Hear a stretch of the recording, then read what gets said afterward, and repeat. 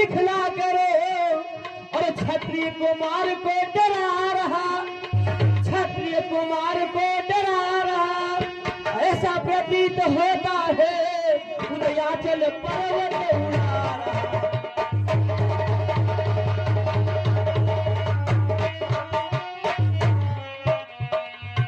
ऐसा प्रतीत होता है उदयाचल पर्वत उड़ा रहा।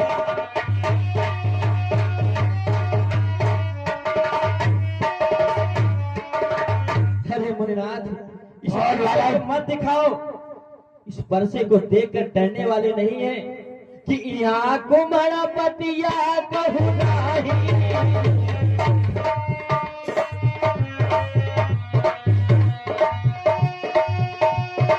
यहाँ कुमारपतिया कहू नाही, जो तरी जन ही देखी मरी नाही।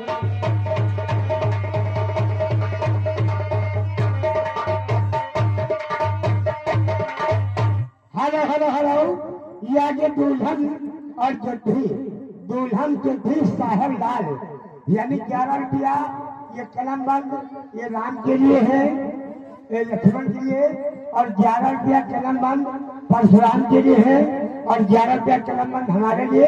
कहते कलर भरा पूरी में खाओ है।